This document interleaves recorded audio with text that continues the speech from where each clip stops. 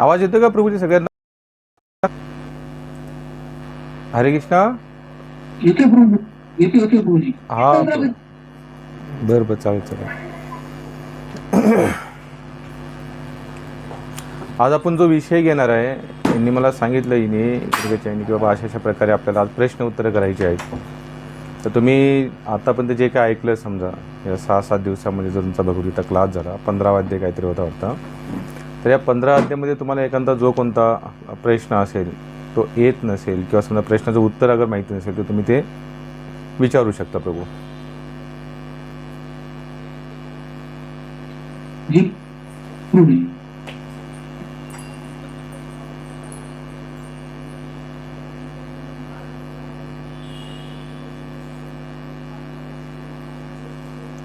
हरे कृष्णा, हरी बोल. आवाज नाही येतो वाटतं मला. आवाज चालू आहे प्रभूजी. येते प्रभूजी. हरे कृष्णा. हा, आता आला आवाज. या 3 डॉट्स आहे ना इकडं, हे हल्ले म्हणजे आवाज येतोय. Okay okay. आपला आवाज येतो. थोडा समोरच्याला जातो. स्पीकरचा आवाज थोडा कमी करतो, म्हणजे ते फाटणार नाही समोरचं बोलतो लगेच सांगतो. आणि इथेच थांबतात अक्षर.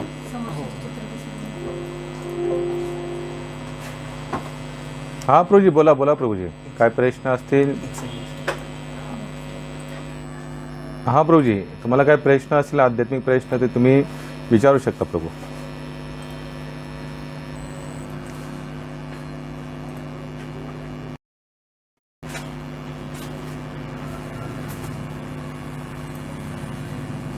हरे कृष्णा प्रभूजी.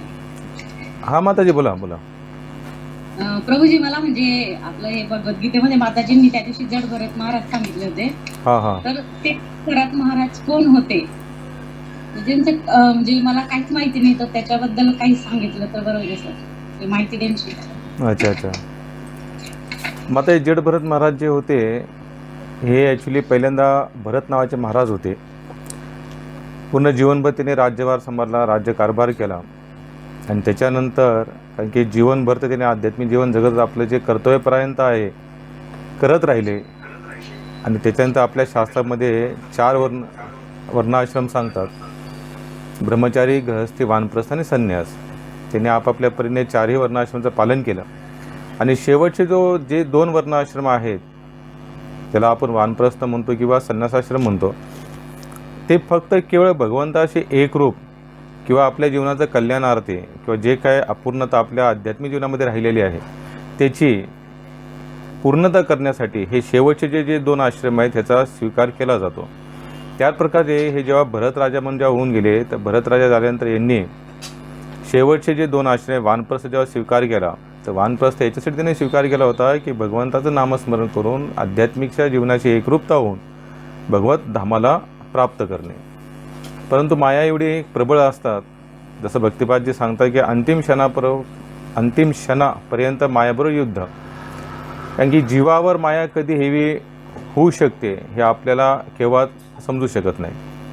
त्याचे ते सांगतात की भगवंतावर विसंबून राहणे आणि नामाचा आधार घेणे, क्रियाचा आधार न घेता. कारण की काही वेळेला काय होतं की आपल्यामध्ये आपण जेव्हा एखादी क्रिया करतो तर नामही घेतो, आणि एखादी तपस्या जरी केली, आपण तपबळाच्या जोरावर जरी गेलो, तर काय होतं की नामाचा जो असर आहे तो आपल्यामध्ये थोडासा कमी होतो. कमी म्हणजे कसं होतं, आपल्याला एक वेगळ्या प्रकारे अँगलने आपण स्वतः जीवनाला बघतो, तपोमय जीवनाच्या हिशोबातून. तर भरत राजा जेव्हा तपस्यामय जीवनासाठी जेव्हा ते वनामध्ये निघून गेले आणि दैनंदिनी त्यांची जी चालू होती आध्यात्मिक, तर चालू असताना त्यावेळेला मात्र ते एकदा आध्यात्मिक भजनामध्ये लीन असताना त्यांनी दृश्य बघितलं की नदी वाहत आहे आणि नदीमध्ये एक हरण आहे जे गर्भधारणा झालेली आहे तिला, आणि तिच्यामागे एक वाघ लागलेला आहे. आणि जेव्हा वाघ लागतो त्यावेळेला ते हरण पूर्ण घाबरतं, आणि तिने जेव्हा नदीमध्ये जेव्हा उडी मारली त्यावेळेला त्या हरणाचा गर्भ जो आहे हा पाण्यामध्ये पडला आणि पलीकडच्या तटावर जाऊन त्या हरणाचा देह शांत झाला.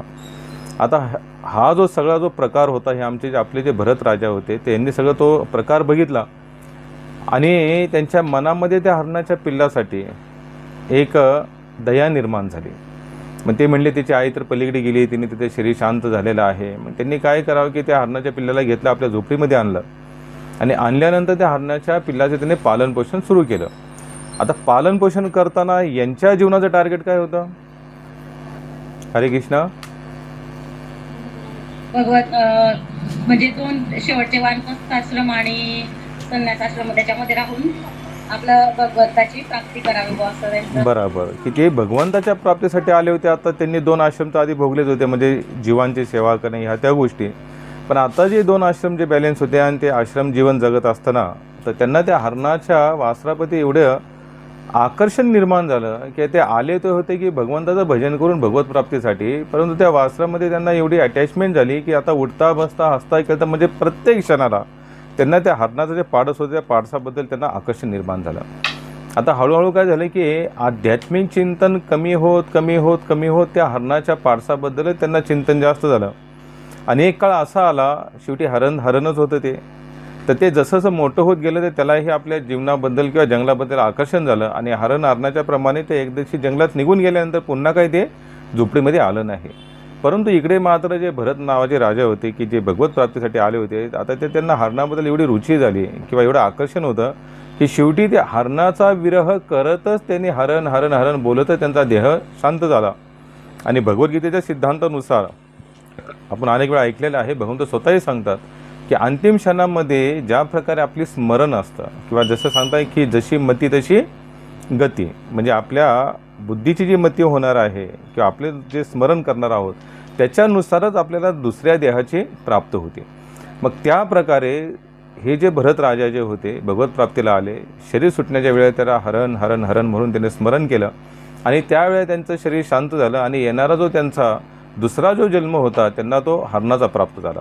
परंतु भगवंताची विशेष कृपा अशी राहिली, जसं आपण बघतो आधी आपण अनेक वेळा सत्संगामध्ये ऐकलेलं आहे की भगवंत सांगतात की मी माझ्या भक्ताचा कधीही नाश होऊन देत नाही किंवा ऱ्हास होऊन देत नाही. त्यांनी केलेलं जे भजन होतं, त्यांनी जे केलेलं सत्कर्म होतं, ते सत्कर्माचं एवढं पळ होतं की त्या बळाच्या माध्यमातून त्या हरणाच्या देहात देखील त्यांना ते स्मरण राहिलं की मी गत जन्मामध्ये एक भरत नावाचा राजा होतो. मी 4 वर्णाश्रम जीवन यापन करण्याचा पूर्ण प्रयत्न केला आणि शेवटच्या टप्प्याला मात्र मी जेव्हा भगवत प्राप्तीसाठी जंगलामध्ये वनामध्ये निघून आलो त्यावेळेला मात्र काय झालं की माझी वृत्ती जी आहे इंद्रियांची, मनाची, बुद्धीची मला एका हरणामध्ये विलीन झाली आणि त्या हरणाचं स्मरण करतच माझ्या देहाची शेवटी शांतता झाली आणि त्याच्यामुळेच मला हा दुसरा देह हरणाचा प्राप्त झालेला आहे. तर त्या हरणाच्या देहामध्ये देखील त्यांना तेवढं स्मरण राहिलं होतं, त्याच्यामुळे त्यांनी त्या हरणाच्या देहात देखील ह्या निश्चय दृढ केला होता की आता मात्र भले देह हरणाचा आहे, परंतु आता मात्र आपण इतर हरणासारखं ह्या देहाचा वापर करायचा नाही. मग त्यांनी ठरवलं, मग त्यांनी काय केलं की साधू संतांचं जे आश्रम होतं त्या आश्रमाच्या बाजूला ते राहायचे, तिथेच बागडायचे. जे साधूंनी उच्चिष्ट खायचे ते उच्चिष्ट जेव्हा फेकून द्यायचे, राहिलेला अन्नप्रसाद जो असायचा ते तेवढा तो ग्रहण करायचे, हरिनाम कीर्तन ऐकायचे आणि हरिकथा ऐकायचे. पूर्ण हरणाचा देह म्हणजे भोगवादी देह असताना देखील त्यांनी त्यागमय जीवन जगलं, कारण का गत जन्माचं त्यांना स्मरण राहिलं होतं. कारण की गत जन्मामध्ये आपण कशा प्रकारे फसलो हे त्यांना स्मरण असल्यामुळे त्यांनी आता ठरवलं की आता फसायचं नाही. आणि त्या हरणाच्या देहात देखील त्यांनी तपस्यामय जीवन जगलं आणि शेवटी त्यांनी त्या हरणाचा देह त्या आश्रमाच्या आजूबाजूला त्यांचा सुटला आणि सुटल्यानंतर मात्र त्यांना जो नंतर अजून एक जो देह प्राप्त झाला तो एका ब्राह्मण कुळामध्ये देह प्राप्त झाला आणि जन्मजातच ते ब्रह्मज्ञानी होते. ब्रह्मज्ञानी म्हणजे त्यांना वेदा म्हणजे भूत भविष्य आणि वर्तमान हे तिन्ही काळाचं त्यांना ज्ञान होतं, हे जन्मजात. परंतु त्या ज्ञानाच्या त्यांनी काय केला की त्यांनी एक सारांश काढला. आधीच्या 2 जन्माचा कसा सारांश काढला की आधीचे 2 जन्म मी त्याच्या आधी जो भरत नावाचा राजा होतो भगवंताला प्राप्त करण्यासाठी हरणामध्ये फसलो, पुन्हा आपल्याला हरणाचा देह प्राप्त झाला. पण आता मात्र त्यांना जन्मजातच ते ब्रह्मज्ञानी असल्यामुळे त्यांना स्मरण राहिलं आणि त्यांनी जन्मजात लहानपणापासून ठरवले की आता इथून पुढे मात्र संसाराच्या कोणत्याही ज्ञानासाठी कोणत्याही कलेसाठी आपण आपल्या ह्या देहाचा वापर करायचा नाही. म्हणून त्यांनी एक निश्चय केला की हे जे जीवन आहे हे परिपूर्ण भगवंताच्या सेवेमध्ये लावायचं, ही जीवनाला आपण स्पर्श करायचा नाही. परंतु संसारामध्ये नियम असा असतो की तुम्ही कुणाच्या कामाला आला तर संसार तुम्हाला चांगलं म्हणतो आणि तुम्ही कुणाच्या कामाला नाही आला तर मात्र संसाराची आपण नीतिमत्ता सगळ्यालाच माहिती आहे, त्यात काय नवीन नाही. तर हे जे भरत नावाचे होते राजा ते ब्राह्मण कुळामध्ये आले तर सगळ्यांनी बघितलं की ह्यांची बुद्धी जड आहे. त्यावेळी त्यांचं नाव लहानपणी भरतच ठेवण्यात आलं, परंतु नंतर त्यांना जड हे नाव देण्यात आलं कारण की ते बुद्धीने जड मानले जाऊ लागले. कारण का त्यांना शाळेत पाठवलं, त्यांना कोणतं काम करण्यात दिलं, त्यांना कोणतंही संसारिक काम सांगितलं तर एकही काम त्यांच्या हातून धड होत नव्हतं. धड होत नाही म्हणजे ह्या अर्थी की ते स्वतःहून ते काम करत नव्हतं, कारण की त्यांना ही भीती होती आता माझ्याकडे काही कला आहे, काही गुण आहे, अगर हे सगळ्या गोष्टी अगर मी मांडल्या समाजापुढे, त्या समाजामध्ये माझं आकर्षण निर्माण होईल, समाजाला माझं आकर्षण निर्माण, मलाही समाजाचं आकर्षण निर्माण होईल आणि पुन्हा देखील हा देह असाच माझा व्यर्थ निघून जाईल. मग त्यांनी बालपणापासून ठरवलं, निश्चय केला की आपण ह्या संसारामध्ये आता अडकायचं नाही. म्हणजे मला काय येतच नाही म्हणजे संसार असे अडकून देणार नाही. मग त्यांनी अशा प्रकारे ठरवलेलं आहे. लोकांनी बघितलं ह्यांची बुद्धी जड आहे, मग त्यांचं त्या जन्मामध्ये नाव ठेवण्यात आलं जड भरत. पण हे जन्मजात होते कसे, ब्रह्मज्ञानी होते, सगळ्या गोष्टींचं नॉलेज होते त्यांना. मग त्यांनी ठरवलं की आता इथे राहायचं नाही आणि तो पूर्ण देह त्यांनी परिपूर्ण भगवंताच्या सेवेत लावला, लीन झाले. त्यांची भरपूर मोठी कथा आहे श्रीमद भागवतामध्ये. ती कथा अगर आपण सुरू केली तर इतर तुमचे काही प्रश्न तेही राहून जातील. परंतु या जन्मी मात्र त्यांनी भगवंताचं स्मरण केलेलं आहे, राजा रघुकुलला ज्ञानाचा उपदेश दिलेला आहे, भवाटवीचं वर्णन केलेलं आहे आणि त्यांनी तो देह मात्र परिपूर्ण भगवत सेवेमध्ये लावून त्या जडभरतांच्या जन्मामध्ये आल्यानंतर व्यवस्थितपणे भक्ती केली, कुठेही न फसता मन, इंद्रिय, बुद्धी ह्या तिनाचं कॉम्बिनेशन करून किंवा संलग्नता करून भगवंताला अर्पण केलेलं आहे आणि त्या देहामध्ये त्यांचा उद्धार झालेला आहे. तर अशा प्रकारे तुम्ही जो प्रश्न विचारला जडभरतांची कथा, तर त्या जडभरता असा सारांशामध्ये असं वर्णन आहे माताजी. धन्यवाद प्रभूजी. आणि भरत राजा म्हणजे श्रीरामांचे बंधू तेच ना? नाही नाही नाही नाही नाही नाही नाही, हे भरत वेगळे माताजी. हे भरत जे कपिल ऋषी होते, त्यांचे 100 पुत्र होते, त्या 100 पुत्रापैकी हे एक होते, यांचं नाव होतं हे भरत म्हणून. आणि ह्याच भरत राजांच्या नावावरनं ह्या भूतला किंवा ह्या सृष्टीचं नाव हे भारत म्हणून ठेवण्यात आलं होतं. हे भरत राजा वेगळे समजा असं, हे जड भरत वेगळे, ते राजा भरत वेगळे. रामजीचे जे भाव आहे त्यांचं पूर्ण वर्णन वेगळं आहे, त्याचा याचा काही संबंध नाही माताजी. धन्यवाद प्रभूजी. हरे कृष्ण. अजून कुणाला काही प्रश्न? हरे कृष्ण प्रभूजी. हां माताजी. हा, हे 15व्या अध्यायामध्ये जो 16वा श्लोक जो आहे, तर त्याच्यामध्ये सांगितलेलं आहे की जीव 2 प्रकारचे होते, एक क्षर आणि एक अक्षर. तर ते कसं, तर त्याच्यामध्ये काय म्हणजे फरक आहे का? तर ते थोडं मला तुम्ही त्याचं फक्त तात्पर्य वाचून दाखवा माताजी. तात्पर्य खाली जो शब्दार्थ आहे तेवढं फक्त वाचून दाखवा. कुठे आहे भगवद्गीता? हाँ, 16वां जो श्लोक आहे त्यामध्ये जीव 2 प्रकार के हैं, एक च्युत तथा एक अच्युत. भौतिक जगत में जो प्रत्येक जीव च्युत मतलब क्षर होता है और आध्यात्मिक जगत में प्रत्येक जीव जो होता है अक्षर कहलाता है. अच्युत होता है वैसे. हाँ, क्षर और अक्षर ऐसा कहलाता है प्रत्येक जीव. 16वां श्लोक है 15वें अध्याय में. इस संसार में नाशवान और अविनाशी भी ये 2 प्रकार के पुरुष हैं. इनमें संपूर्ण भूत प्राणियों का के शरीर तो नाशवान और जीवात्मा अविनाशी कहा जाता है. ही आपली ती प्रभुपादांची भगवद्गीता आहे. 1 मिनिट माताजी. हाँ जी.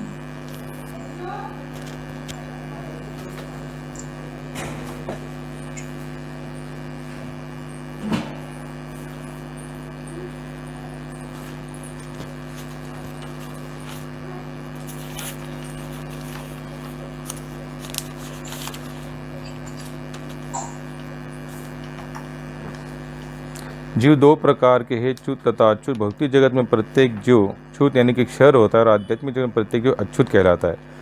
यानी की जे मायामध्ये फसतात त्यांना क्षर सांगितलं आहे. म्हणजे ते अशा प्रकारे काय होतं, जसं आता आपण बघितलं की जडभरतांची कथा, त्यांना ब्रह्मज्ञानी असल्यामुळे त्यांनी काय ठरवलं की आता इथे कुठेही आपण आपलं मन थांबवायचं नाही, आपण परिपूर्ण मन, बुद्धी, इंद्रिय या तिन्हींचं काय करायचं भगवंताच्या सेवेमध्ये लावणे आहे. त्याच्या मायामध्ये फसतात त्यांना क्षर म्हटलेलं आहे. आणि जे भगवंताच्या सेवेमध्ये राहतात, ज्यांच्यावर मायाचा काही परिणाम होत नाही, त्यांना अक्षर असं सांगितलं गेलेलं आहे. च्युत आणि अच्युत अशा प्रकारे 2 शब्द आहेत. जसं आपण बघतो, जसं आपले वृंदावनला प्रभूजी आहे त्यांचं नाव अच्युतानंद दास आहे. अच्युतानंद दास म्हणजे भगवंत येते. भगवद्गीतेतला श्लोक आहे, अर्जुन आणि श्रीकृष्णामधला संवाद आहे. अच्युत आणि च्युत याचा अर्थ असतो की बाबा जे मायामध्ये फसतात, जे आपल्या मनाला, बुद्धीला, इंद्रियाला संयमित ठेवत नाही, त्यांचं जीवन संयमित नाही, ते क्षर सांगतात. आणि ज्यांनी संयमित जीवनाला स्वीकार केलेला आहे, नियमाच्या अधीन जे जीवन जगतात आणि मला ह्या संसारात निघून जायचं ह्याचं स्मरण ते कंटिन्यू ठेवतात आणि त्या प्रकारे भगवंताला स्मरण होतात, तर अशा जीवांना इथे भगवंत काय म्हणतात, हे अक्षर असतात. अशा प्रकारे यांचं वर्णन केलेलं आहे. तात्पर्यामध्ये भरपूर मोठं वर्णन आहे. तुम्ही त्याकडे नीट वाचाल तर तुम्हाला त्या सगळ्या गोष्टी समजून जातील माताजी. म्हणजे जीवांच्या 2 श्रेण्या सांगतात. जे जन्मजात जे आहे जे भगवंता, जसं आपण बघतो नाही की भगवद्गीतेमध्ये त्याच अध्यायामध्ये पुढे सांगितलं जातं की आसुर आणि दैवी हे 2 प्रकारचे गुण आहेत आणि हे 2 प्रकारच्या गुणांनी युक्त हा जीवात्मा असतो. एक आसुर आणि दैवी. आसुर म्हणजे जे भगवंताच्या नियमाच्या विरुद्ध जाऊन कार्य करतात त्यांना आसुर म्हटलं जातं, आणि जे भगवंतासोबत राहून किंवा भगवंताच्या नियमाबरोबर आपल्या जीवनाला यापन करतात त्यांना दैवी गुणाने परिपूर्ण युक्त म्हटलं जातं. तर ह्या अशा प्रकारे आपण हा जो श्लोक आहे क्षर आणि अक्षर असं आपण दोघांना समजू शकतो. क्षर म्हणजे जे आहे जे राक्षसी स्वरूपातले आहे, आणि अक्षर म्हणजे जे आहे की जे भगवंताला प्राप्त करतात किंवा भगवंताच्या नियमाने स्वतः जीवन यापन करतात. तर अशा प्रकारे ह्या श्लोकाचा अर्थ आहे माता. जसं आपण बघतो रावण आहे की रावण हा कसा आहे, अगर आपण ह्या श्लोकानुसार अगर अनुवाद करायचा म्हटला तर रावण हे कोण आहे, अक्षर रूपातले आहे की ते भगवंताला स्वीकार करत नाही, भगवंताच्या नामाला स्वीकार करत नाही, भगवंताच्या नियमांना स्वीकार करत नाही. आणि तेच रावणाचे जे बंधू आहेत विभीषण जे आहेत त्यांनी मात्र भगवंताला काय स्वीकार केलेलं आहे. तर ते कसे आहेत, क्षर आहेत. असे म्हणजे जीवाच्या 2 श्रेणी सांगतात आणि 2 श्रेणीमध्ये हे 2च जीव येतात, फक्त आसुर आणि दैवी. भगवद्गीतेनुसार आपण ह्या पूर्ण जगाला सृष्टीला बघितलं माताजी तर इथं कोणताही जाती समाज हा काही मानला जाऊ शकत नाही. कारण की भगवंत मला सांगा पूर्ण भगवद्गीतेमध्ये हिंदू मुसलमान शीख ख्रिश्चन ईसाई ह्या कोणत्याही धर्माचा संबंध उल्लेख देखील नाही. भगवंत सांगतात 2च प्रकारे व्यक्ती ह्या भूतलावर आहेत, एक दैवी गुणाने युक्त आहेत आणि एक आसुरी गुणाने युक्त आहेत माताजी. म्हणजे ते दैवी गुणाने युक्त आहेत भगवंत, म्हणजे सोप्या भाषेत समजायचं बोललं ते देवाच्या नियमाचं पालन करणारे हे अक्षर आहेत, आणि जे भगवंताच्या नियमाच्या विरुद्ध जाऊन जीवन जगतात त्यांना क्षर म्हटलेलं आहे. धन्यवाद. अजून कोणाला काही प्रश्न?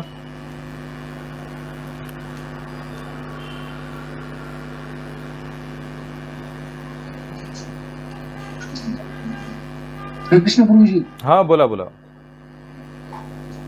प्रभूजी भगवद्गीतेतले प्रश्न नाहीत पण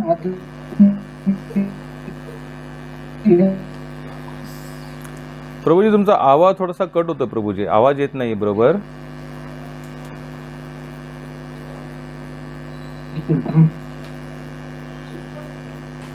आता येतो प्रभूजी. हरे कृष्ण. हो आता येतोय, आता येतोय.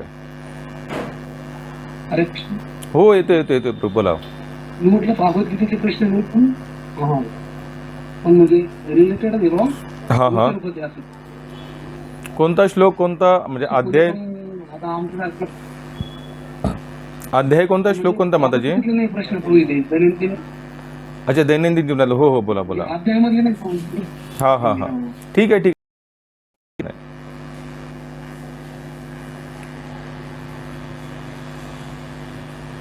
तशा प्रकारचे प्रश्न विचारू का असं?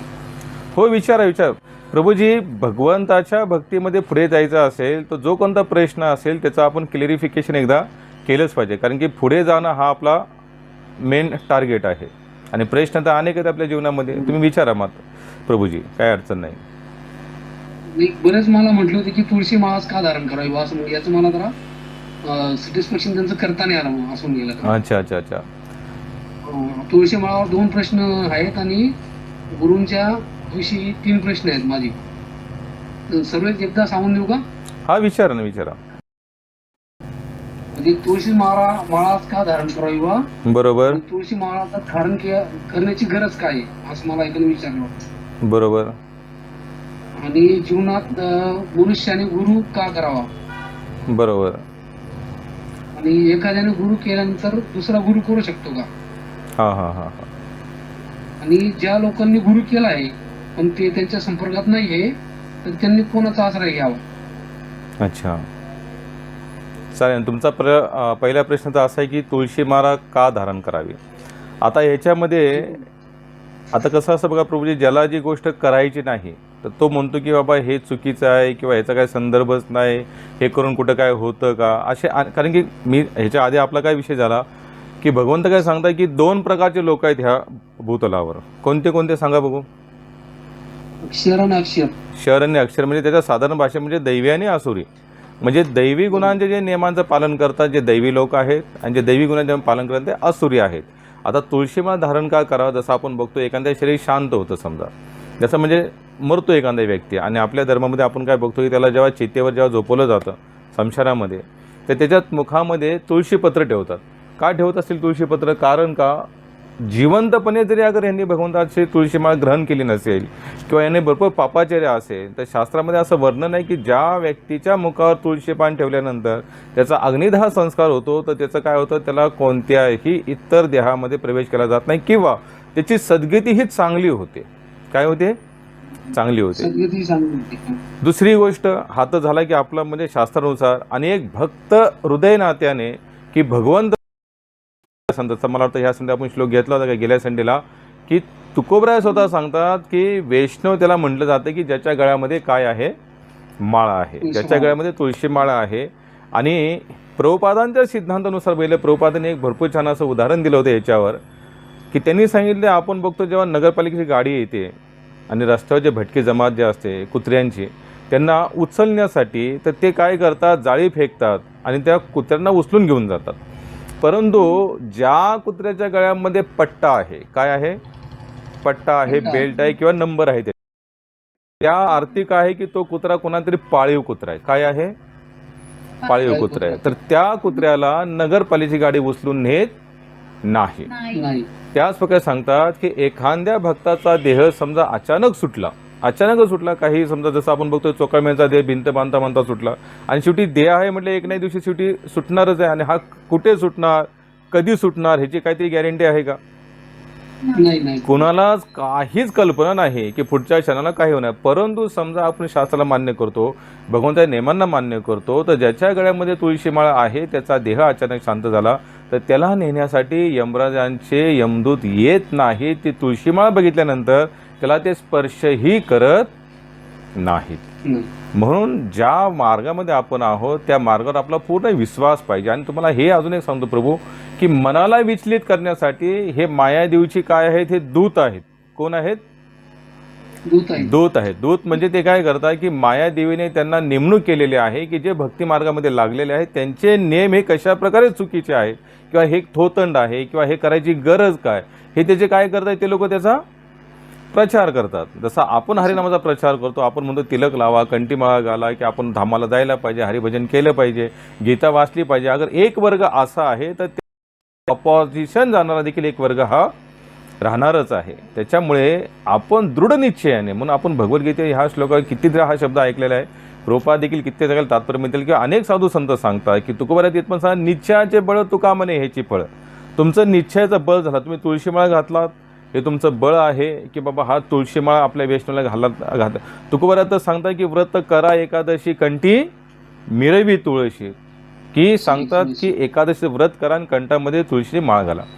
प्रभू एक गोष्ट आवर्जून लक्षात घ्यायचं की ह्या जगामध्ये, आध्यात्मिक जगामध्ये आपल्या आचार्यांनी जे दिलेले नियम जे आहेत ना, त्या नियमाचं काटेकोर रीतीने पालन करणे.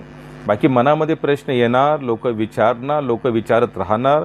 शेवटच्या क्षणात आजही मला सांगा की असे कित्येक धर्मांधी म्हणजे धर्माने आणलेले लोक किंवा असे काही अशी लोक आहे की ते म्हणतात की तुकोबारायांना दगड मारून मारण्यात आलं. हे तुम्ही ऐकले का नाही कधी? जी ऐकलं. हां, मला सांगा, आता आषाढी वारी येते समजा, आता आषाढी वारीच्या तुकोबारायांची देहूतून पालखी निघते.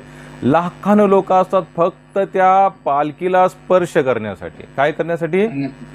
फक्त स्पर्श. कित्येक भक्त महाभागवत असे आहेत फक्त लांबून त्या पालखी दर्शन घेतात आणि आपल्या कामाला निघतात. ते म्हणतात बस आमची वारी सफल झाली की तुकोबारायांची काय फक्त पालखी बघितली. आज तुकोबाराय ह्या जगामध्ये नाही आहेत, फक्त पालखी बघितली आणि त्याच्यात ते स्वतः काय मानतात? धन्यता मानतात. कारण की त्यांचा एवढा विश्वास आहे की नुसती पालखी जरी बघितली, पालखीला स्पर्श जरी झाला, त्या चरण पादुकाला जरी स्पर्श झाला, तरी देखील आमचं काय होईल?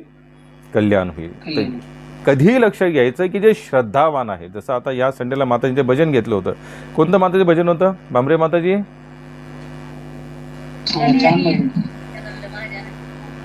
श्रद्धावान, हेच भजन होतं ना? हा, श्रद्धावान जन हे श्रद्धावान जन, की आपण त्या जनाबद्दल जास्त विचार करायचा. प्रभूजी की जे श्रद्धावान आहेत आणि अश्रद्धाळूही राहणार ह्या जगामध्ये. श्रद्धावान वाढत आहेत किंवा आपण श्रद्धावान झालो म्हणून सगळ्या जगानं श्रद्धा होणं हा अट्टहास पण चुकीचा आहे. काय आहे? चुकीचं आहे. मला सांगा की चुकीचं आहे. तुकोबरासारखे महात्मा ह्या भगवत भक्तीमध्ये होते म्हणून त्यांनी कधीच 8 तास धरला नाही की माझ्या मुलाबाळांमध्ये भक्त बनावा पाहिजे. हा ठीक आहे, एक 8 तास असा होताच की बाबा चला ह्यांनीही भक्तीमध्ये लागावं, पण ते लागले नाहीत म्हणून त्यांनी त्यांचे काय नियमावली होती त्याचा कधी त्याग केला का? नाही. म्हणून आपण जे काय करू ना प्रभूजी त्याच्यावर पूर्ण विश्वास पाहिजे. कमी कमी असा तरी विश्वास पाहिजे आपल्या आचार्यांनी, परंपरेने, साधू संतांनी, साधूने, गुरुने आणि शास्त्रांनी ह्या सगळ्या गोष्टी सांगितलेल्या आहेत आणि आपण त्याचं काय केलं पाहिजे? पालन केलं पाहिजे. कारण की जेवढं आपण इथे विश्वासानं पालन करू ना, त्याशी माताने भजन गायलं, आपण नुसतं भजनं गातो पण त्याच्यावर जोर देत नाही. श्रद्धावान जन हे महाप्रभूच्या याच्यामध्ये जेवढे आचार्य आहेत ते काय सांगतात की श्रद्धावान जनाबरोबर राहा, म्हणजे हे सगळे कन्फ्युजिंग आपल्या मनामध्ये येत नाहीत. आणि आपला हा पूर्ण जो मार्ग आहे ना प्रभूजी, की आपल्याला पण भगवतप्राप्ती तेव्हाच होणार आहे की ज्यांना त्यांच्या शब्दाचं आपण काटेकोर रीतीने पालन करू. श्रीमद की महाजन आहेत, महाजन म्हणजे जे भगवंताच्या भक्तीमध्ये स्वतःला तल्लीन करून घेतात किंवा भगवत भक्तीच्या मार्गावर जे चालत आहेत, त्यांनी सांगितल्याप्रमाणे जरी जीवन यापन झालं ना प्रभूजी तर आपलं कल्याण निश्चित आहे. शिला प्रभुपादला एकाने विचारलं, आता प्रभुपादने एवढा मोठा प्रचार केला पण जगभर, त्यांना एकाने विचारले, सांगा प्रभुपाद की तुम्ही एवढ्या लोकांना प्रचार केलात की काय ह्या सगळ्यांचं कल्याण होणार का? प्रभुपाद म्हणले की जो मी सांगितल्याप्रमाणे 16 माळाचा जप करेल, 4 नियमांचं पालन करेल, वैष्णव आचरणाप्रमाणे जीवन यापन करेल, त्याची मी गॅरंटी घेतो. काय म्हणतायत? गॅरंटी घेतो. हे तर समजा प्रभुपाद म्हणतात. जसं आपण कालच्या संडेला काय ऐकलं, भगवान श्रीकृष्ण अर्जुनला काय सांगताय की अर्जुना तू घोषणा कर, जे माझ्या मार्गावर जे चालले त्यांची पूर्ण खातिरदारी, त्यांची पूर्ण काळजी मी घेतो. म्हणजे विचार करा की, आणि कसं आहे माहिती का, तुमच्या मनात हे अनेकांच्या मनामध्ये प्रश्न येतात कारण की मनाचं कामच ते आहे. आता आपण गीताला काय म्हणतो की हे भगवंत हे शास्त्र आहे. अगर भगवंताने सांगितलेलं शास्त्र आहे, भगवंत सांगतो की माझ्या मार्गावर श्रद्धेने चालतात त्याची पूर्ण मी गॅरंटी घेतो, तर आपल्या मनामध्ये हा कधीही द्वंद्वात्मक प्रश्न कधी यायलाच नाही पाहिजे. आणि हे मन आहे ना प्रभूजी, हे मनाचं कामच आहे की अशा प्रकारे माणसाला कन्फ्यूज करून सोडतं प्रभूजी. परंतु त्याच्यातूनही मनाला ओढून ताणून का होईना भगवंताच्या वचनाप्रमाणे जीवन जगायचा प्रयत्न केला पाहिजे. म्हणून तुळशीमाळ ही आपण धारण केली पाहिजे. आचार्याने सांगितले, गुरुने सांगितले आणि शास्त्राने सांगितलेले वर्णन आहे. अगर विठ्ठला असं सांगतात शृंगार, आपण शृंगार दर्शन करू. शृंगार दर्शन म्हणजे भगवंताला आपण नवीन ड्रेस घालतो, आंघोळ घालतो, तिलक लावतो, सगळं लावतो, पण सांगतात तो शृंगार भगवंताचा देखील जोपर्यंत त्यांच्या चरणावर तुळशीचं पान अर्पण होत नाही किंवा जोपर्यंत त्यांना तुळशी माळ घातली जात नाही तोपर्यंत भगवंतही म्हणतात की माझा हे दर्शन हे परिपूर्ण नाही. आणि भागवतामध्ये कथा येते, एकदा नारदजी द्वारकेला जातात आणि द्वारकेला गेल्यानंतर त्या सगळ्या राण्यांना विचार की भगवंताबरोबर कोण किती प्रेम करतं. मग त्यावेळेस नारदजी असं एक प्रकारे एक प्रश्न म्हणतात की जो कोणी भगवंताच्या वजनाबरोबर जो कोणी धन देईल तर समजा की त्या पत्नीचं भगवंताबरोबर एकदम सर्वोत्कृष्ट प्रेम आहे. मग त्यावेळेला ज्यांच्याकडे जेवढी धनाची मात्रा होती परत म्हणजे भगवंत तिथं तराजू ठेवला, एका तराजूमध्ये भगवंत बसले आणि दुसऱ्या तराजूमध्ये ज्या वेळेला प्रत्येकाने आपापले डागडागिने टाकले पण तराजू तस का मत झालेला नाही. मग त्यावेळेला माता रुक्मिणीने काय करावं, तुळशीचं पान घेतलं, त्याच्यावर फक्त कृष्ण असं लिहिलं आणि भगवंत ज्या तराजू त्याच्या तो दुसरं जे पारडं होतं त्याच्यामध्ये माता रुक्मिणी ते पान ठेवलं आणि बराबर ते तराजू भगवंताचा हल्ला आणि त्या तुळशीच्या जे तराजूमध्ये टाकलं होतं पान त्या लेबलला भगवंताची ते लेबल घेऊन गेले. म्हणजे याच्यामध्ये आपण बघतो की भगवंत हे दर्शवत आहेत की माझ्या बरोबरीची कोण आहे, तुळशी आहे, तिला माझ्यापेक्षा कमी लेखू नका. आणि आता आम्ही सकाळी जे वाचत आहोत चैतन्य चरितामृत त्याच्यामध्ये तर अद्वैत आचार्यांनी अनेक वर्ष शालिग्रामला ते रोज तुळशी पान अर्पण करायचे आणि भगवंताला प्रार्थना करायचे की हे कृष्ण तुम्ही स्वतःहून या कलियुगामध्ये या आणि ह्या जीवांचं काय करा, कल्याण करा. म्हणजे अद्वैत आचार्य देखील भगवंताला कोणतं पान वाहत आहेत, तुळशीचं पान वाहत आहेत. म्हणजे एवढं तिचं महत्त्व आहे. अगर आपण ह्या सगळ्या महत्त्व अगर आपण जाणून घेतलं आणि ह्या महत्त्वाप्रमाणे आपण अगर भगवंताला बघितलं किंवा तुळशीचं महत्त्व समजलं तर आपल्या मनामध्ये हा कधीच प्रश्न येणार नाही की तुळशी माळ का घालाय. बाकी राहिला लोकांचा प्रश्न, तुकोबराया सांगतात लोक तसा ओक बोलता बोलू नये. हे जगत असंच आहे प्रभूजी. या जगामध्ये अशा प्रकारे लोक येणार, भेटत राहणार आणि चालत राहणार. कारण की जगाचे नीतिमत्ताच ती आहे. आणि भगवंत स्वतः सांगतात ना की जोपर्यंत चंद्र तारे आहे किंवा हे ब्रह्मांड जोपर्यंत आहे तोपर्यंत अशा लोकांची देखील जनसंख्या राहणार जे भगवंताच्या नियमाच्या ऑपोज जाणारे आहेत. आता मी तुम्हाला किती लोक असे दाखवते म्हणतात की तुळशीच्या माळेवर जप का करावा. ज्याच्या मी एक तुम्हाला सांगतो प्रभूजी, मी मगाशी छान एक एक्झाम्पल ऐकलं एका महात्म्याचं. मला सांगा, जसं मी संडेला पण सांगितलेलं आहे, आपण 3-4 लोक चष्मा घालतात, प्रत्येक चष्म्याचा नंबर कसा असतो? वेगवेगळा असतो. वेगवेगळा असतो. आता चष्माच आहे ना, पण नंबर वेगळा आहे. तर तुमचा मी घातला आणि माझा जरी तुम्ही चष्मा घातला तर तो काही कामाचा आहे का? नाही, काहीच कामान. त्याच प्रकारे सांगतात आपल्या आचार्याने जो परंपरेने जो आपला जो चष्मा दिलेला आहे, आध्यात्मिक चष्मा, जसं आपण ज्या मध्वगौडीय संप्रदायामध्ये आहोत किंवा वैष्णव संप्रदायामध्ये आहोत, तर वैष्णव संप्रदायामध्ये तुळशीमाळा घातली जाते, तिलक लावला जातो. एक लेणं आहे आणि एक वैष्णवाला हे शोभनीय आदर्श देखील आहे. तर आपण त्या नियमाचं काय केलं पाहिजे? आपण काटेकोरीतीने पालन केलं पाहिजे. बाकी अनेक धर्म, जसं आता तुम्ही बघाल की मुसलमान धर्मामध्ये देखील अल्लाह अकबर अशा प्रकारे नामाचा जप करतात, परंतु त्यांच्या हातामध्ये कोणती माळा असते? प्लास्टिकची अशी पाहिजे. बरोबर, प्लॅस्टिकची असते. जसं जिजाच्या नावाचा जप होतो, त्यांच्या हातामध्ये कोणती माळा असते? प्लॅस्टिकची असते.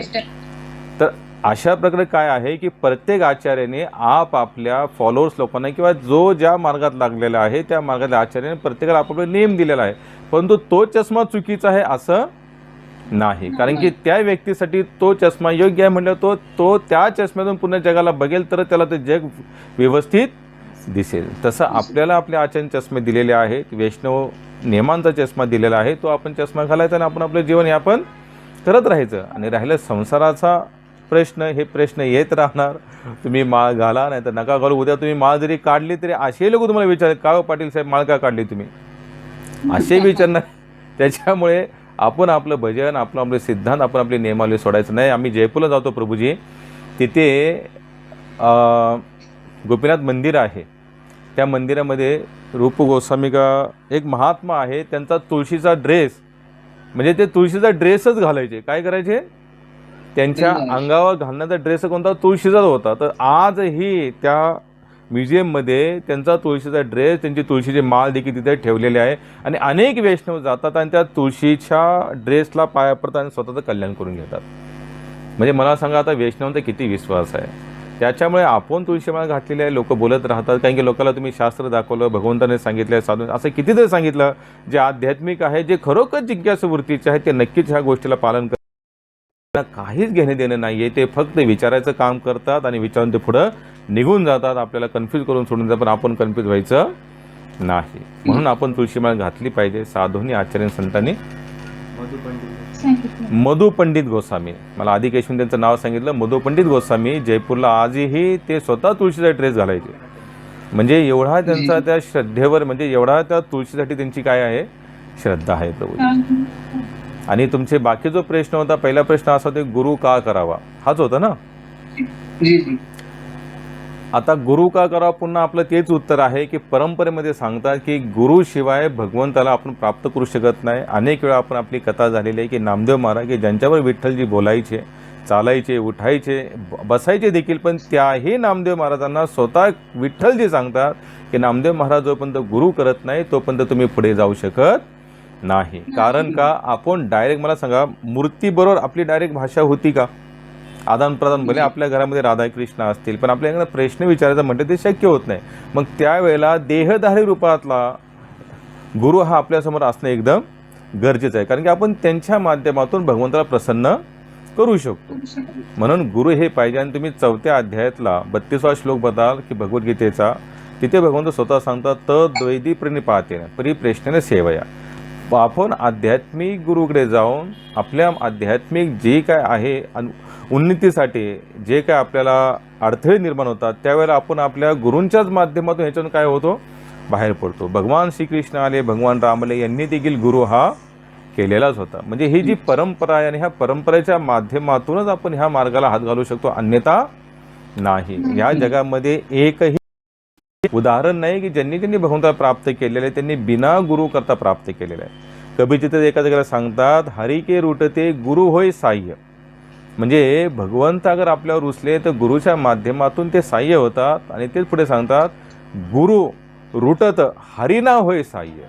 परंतु अगर गुरु रुटले तर भगवंत देखील आपल्याला सहयोगी होत नाहीत. म्हणून नाही. गुरु हा विषय असलाच पाहिजे. गुरुशिवाय आपण पुढे जाऊ शकत नाही. पुन्हा एकदा सांगतो, गुरु हा देहधारी रूपातला नसतो. गुरु हे तत्व आहे. काय आहे? तत्व आहे. देहाच्या रूपाच्या माध्यमातून परंपरेतून एखादा आलेला व्यक्ती आपल्यासमोर असू शकतो, पण गुरुला देहातून रूपात न बघता तत्वाच्या रूपातून बघणं हा अतिशय महत्त्वाचा विषय आहे. भक्तिपाद ते सांगतात की ही जी परंपरा आहे ही जादुई परंपरा आहे. नुसते या परंपरेत जरी आपण आलो तरी देखील आपल्याला सगळ्या गोष्टींचं ज्ञान किंवा आपल्या मनाला एकदम बंधन टाकणे, विवेकशील बनणे, संयमित बनणे, ह्या सगळ्या गोष्टी ऑटोमॅटिक हळूहळू का होईना पण काय होतात? चालू होतात. म्हणून गुरु हा असला पाहिजे. त्याच्याशिवाय आपण ह्या मार्गामध्ये पुढे जाऊ शकत नाही. दुसरा प्रश्न तुमचा असा होता की एक गुरु केल्यानंतर दुसरा गुरु करावा का? असंच होतं ना? जी जी प्रभूजी. गुरु केल्यानंतर हालाकी ठीक आहे की नेमाच्या अंतर्गत गुरु कधीही बदलता येत नाही. आणि गुरु तुम्ही तेव्हा बदलू शकतो अगर तो गुरु तुम्ही ज्यांना केलेला आहे आणि तो तुम्हाला भगवंताकडे घेऊन न जाता तुमचा गैरफायदा उचलत असेल, तुम्हाला भौतिकतेबद्दल तो जास्त आकर्षण निर्माण करून देत असेल, तर अशा वेळेला तुम्ही गुरुला त्यागू शकता. मग श्रीमद भागवतामध्ये एक वर्णन येतं, बलिराजाने शुक्राचार्यांचा काय केला? त्याग केला होता. बलिराजा कोण आहेत? हे असुर आहेत. आणि असुरांचे गुरु कोण आहेत? शुक्राचार्य आहेत. आणि शुक्राचार्यांच्याच माध्यमातून बलिराजांना एकदम शक्ती प्राप्त झाली होती. त्यांनी देवतांना जे स्वर्गातून खदेडून लावलं होतं ते केवळ शुक्राचार्यांच्या बळामुळे शक्य झालं होतं. परंतु त्यांनी बघितलं की भगवान विष्णूंच्या सेवेमध्ये जेव्हा शुक्राचार्य अडथळ्यात आले तर त्यांनी काय केलं? कमंडलूमध्ये जेव्हा ते छोट्या रूपामध्ये जाऊन बसले, त्यांनी काठी घेतली, कमंडूला एकदम टोचवला आणि त्यांचा डोळा फुटला. आणि डोळा फुटल्यानंतर तिथून ते निघून गेले. आणि त्यावेळेला काय केलं? बलिराजाने शुक्राचार्यांचा त्याग केलेला आहे. म्हणजे शुक्राचार्याने सांगितले की तुम्ही संकल्प नका करू, पण त्यावेळेला त्यांनी ऐकलं का? बलिराजांनी नाही ऐकलं. कारण की त्यांनी बघितलं ज्यांना मी गुरु केलेला आहे किंवा ज्या गुरुमुळे मी अशा प्रकारे एवढं शक्तिशाली झालेलो आहे, बलवान झालेलो आहे, परंतु ते जेव्हा मला भगवंताच्या प्राप्तीमध्ये अडथळे होतात त्यावेळेला त्यांनी लगेच त्यांचा काय केलेला आहे? त्या अशा कंडिशनमध्ये तुम्ही गुरु बदलू शकता, अन्यथा गुरु बदलण्यामध्ये काही अर्थ नाही. आणि तुम्हाला आता ह्याची अजून एक बाजू सांगतो. विश्वासाने तुम्ही 24 गुरु केले होते ना प्रभू. हो माताजी, एक मिनिट. परंतु तुम्हाला अजून एक बाजू सांगतो की गुरुप्रती एवढी दृढ विश्वास आणि श्रद्धा असली पाहिजे. प्रभू तुम्हाला पुन्हा सांगतो की ह्या मार्गामध्ये श्रद्धा आणि विश्वास ही अतुटता असली पाहिजे. कशी असली पाहिजे? अतुटता. आता वेळेची कमतरता आहे, कारण की कोणाला काही प्रश्न असतील ना तर एक वैराग्यवतीची कथा येते. मी याच्या आधी देखील सांगितली आहे. तुमच्यापैकी किती लोकांना आठवते ती वैराग्यवतीची कथा? येते माताजी? राजकुमारी होते बहुतेक. आठवते का कथा? वैराग्यवतीची कथा आठवते का कुणाला? चोराची ना? हो, चोराची. जी प्रभूजी. हा, शर्मा माताजी, प्रतिभा माताजी यांना आठवते ती कथा. फक्त एक छोटासा सारांश सांगतो की वैराग्यवती नावाची एक कन्या होती, राजाची कन्या होती. तिला बालपणापासून वैराग्य होतं, म्हणजे तिचं नावच वैराग्यवती ठेवलेली होती. तिने लग्न केलेलं नाही. लग्न केलं नाही ते म्हणजे मला जीवनभर फक्त भगवंताची भक्ती करायची आहे. ती साधू संतांच्या संघामध्ये जायची, तिथं कथा ऐकायची. आणि एकदा तिने कथा ऐकली आणि तिला अशा प्रकारे तिचं श्रवण केलेलं आहे. त्या कथेच्या माध्यमातून हे ऐकलं की जोपर्यंत गुरु करत नाही तोपर्यंत भगवंत प्राप्त होत नाही. आता ती राजाची कन्या होती. मग राजाने त्यांच्यासाठी काय केलं होतं? एक वेगळं महल बनवलं होतं. काय केलं होतं? वेगळा महल, वेगळं गार्डन, म्हणजे त्याच्यासाठी एक वेगळं स्वरा, म्हणजे एक वेगळीच एक शहर निर्माण केलं होतं. ती तिथे एकटी राहायची, मंदिर बांधलं होतं.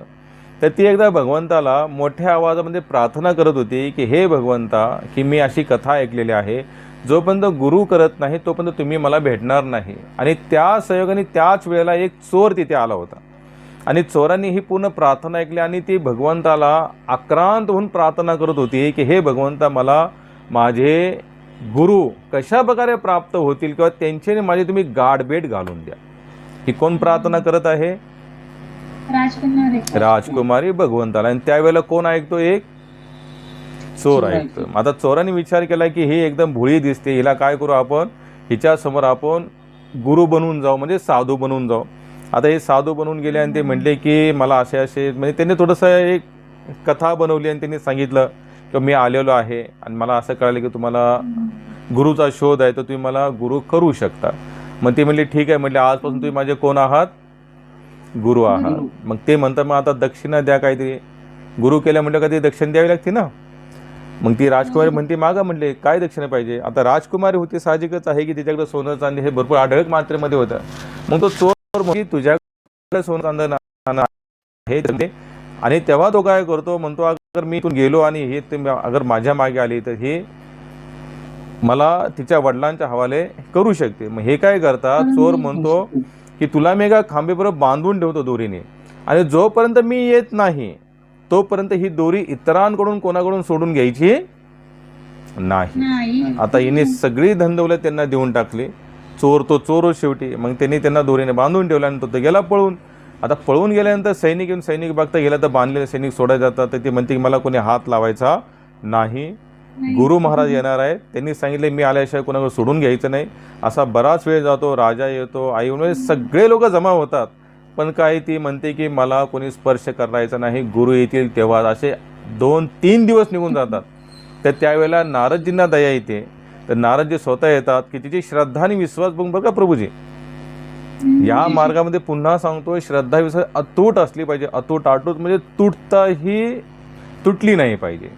मग नारदजी येतात. नारदजी म्हणतात की मी सोडवतो. तर ते म्हणते बिलकुल नाही. म्हणले नारदजी तुम्ही आला, तुम्ही बोला तेव्हा धन्यवाद, आभार आहे, परंतु गुरु महाराजांनी सांगितले की जोपर्यंत मी येत नाही तोपर्यंत सोडू शकत नाही. नारदजी म्हणतात मी भगवंताला बोलवतो की तू आजपर्यंत ज्यांची सेवा करत होतीस मी त्यांना बोलून आणतो. शेवटी भगवंतही येतात तिथे. भगवान विष्णू स्वतः प्रकट होतात. म्हणतात मी सोडत, कारण की मी तुझ्या समोरच आहे.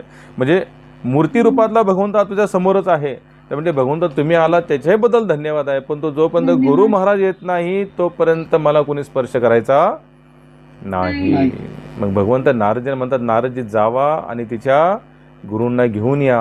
मग नारदजी त्याच्याकडे जातात. बाबा म्हणतात तू चल. आता त्यांना बघितलं तर तो स्वतः घाबरतो. म्हणजे घाबरायची काही गरज नाही. तर तो आल्यानंतर त्यांच्याच हातातून ती स्वतःला सोडून करून घेते. त्यावेळेला तो गुरु जो असतो ती वैराग्यवतीच्या चरणामध्ये पाया पडतात आणि म्हणतात की माझं चुकलं, मला माफ करते. म्हणते नाही नाही नाही म्हणजे बिलकुल नाही. म्हणजे आज तुमच्यामुळे नारदजी आणि भगवान विष्णू देखील माझ्यासमोर उपस्थित झाले. तर सांगण्याचं तात्पर्य एकच आहे की भगवंताला प्राप्त करण्यासाठी गुरु हा विषय असला पाहिजे. गुरु तुम्ही तेव्हा त्यागू शकता जेव्हा तो व्यक्ती तुम्हाला भगवंताकडे न पोहोचवता, अगर तो तुम्हाला भौतिक संसाराबद्दल किंवा भौतिक संसारामध्ये कशाप्रकारे उन्हा याच्यावर जोर देत असेल तर समजायचा तो व्यक्ती आपला गुरु बनू शकत नाही. सारांश हाच आहे की एखाद्या व्यक्तीचा नेम असा असेल की तुम्ही भगवंताला प्राप्त न करता तुम्ही इकडे जा तर ते मात्र चुके. जसं आपण बघतो महाराष्ट्रात एवढे अनेक संत झाले, ज्ञानेश्वर महाराज, नामदेव, अनेक संत झाले. अनेक संतांनी त्यांच्याकडे जे कोणी व्यक्तिमत्व जात होते त्यांनी विठ्ठलाशिवाय कोणाला काय सांगितलं का? नाही. त्यांनी कुणाही व्यक्तीला ह्या संसाराबद्दल आकर्षण निर्माण होऊ दिले नाही. आणि आकर्षणाबद्दल त्यांनी कोणती थेरी पण कोणती सांगितलेली नाही. भगवंताला प्राप्त करा आणि ह्याच्यात आपलं कल्याण आहे, ह्याच्याशिवाय ते शक्य होणार नाही. म्हणून एक तर त्यागू नये, गुरु केल्यानंतर पूर्ण विश्वास टाकावा, कारण की भगवंत विश्वासाच्याच माध्यमातून आपल्याला प्राप्त होतात. असे अनेक एक्झाम्पल असे आहेत की आपल्या बुद्धीच्या पलीकडचे आहेत. पण त्याच्यातून फक्त सारांश काय निघतो की विश्वास पाहिजे, श्रद्धा पाहिजे.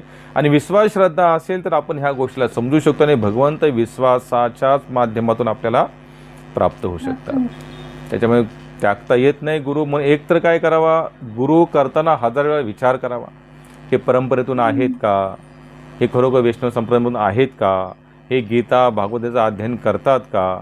अगर ह्या सगळ्या गोष्टी असतील तर तो मात्र आपण गुरु करू शकतो. आणि केल्यानंतर त्याला त्यागण्यासाठी शास्त्रामध्ये असं वर्णन दिलेलं नाही. फक्त एकाच कंडिशनमध्ये त्यागू शकता, ते पण कधी, जेव्हा तो तुम्हाला भगवंताच्या चरणी समर्पण न होऊन देता अगर इतरत्र अगर तुम्हाला जा म्हणत असेल तर अशा कंडिशनमध्ये तुम्ही गुरुला त्यागू शकता.